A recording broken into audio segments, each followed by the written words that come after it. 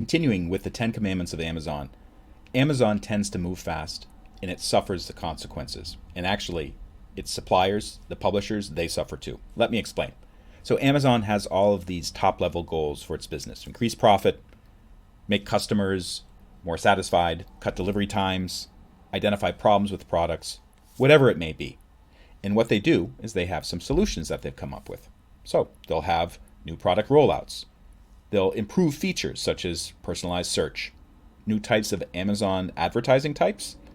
When I visited the Amazon warehouse south of Boston, they had robots and scanners at the fulfillment centers, so it would be easier for them to process the incoming and outgoing items.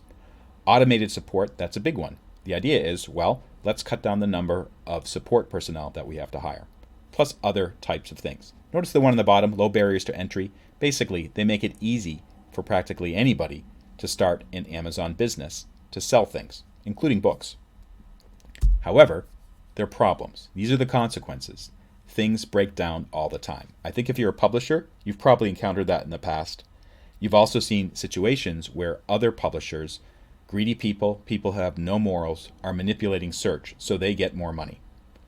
AI lockouts. AI means artificial intelligence.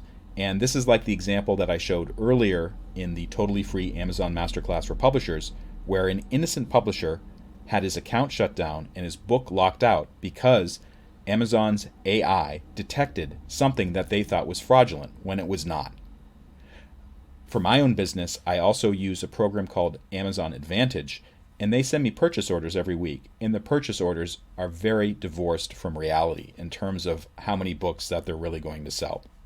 Sometimes when you contact support, you'll get responses that just don't make any sense. Has that ever happened to you? Amazon has huge, high staff turnover, and then also scams are constantly rippling through the system. Usually, it's the innocent people who get in trouble because of that. I like to say that it's like a rickety roller coaster. This is a wooden roller coaster or a wood and metal roller coaster. And if you've ever been on one of these things, it's really shaky and it's creaky, but it's actually designed to go pretty fast. The problem is that sometimes publishers and suppliers, they get thrown off. The other important thing to understand is that this broken down technology, this rickety technology, often causes problems for suppliers and publishers. Amazon support really is interested in data, good data, that is speed and good ratings. They're trying to automate everything so you get the wrong response for the wrong problem. It's almost like they don't even pay attention to what you're saying.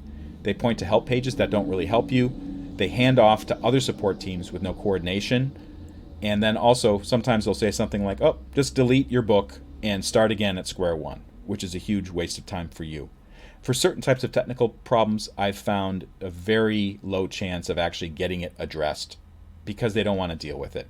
And then also, this last one is really a very irritating thing for honest publishers, people who are trying to do things right.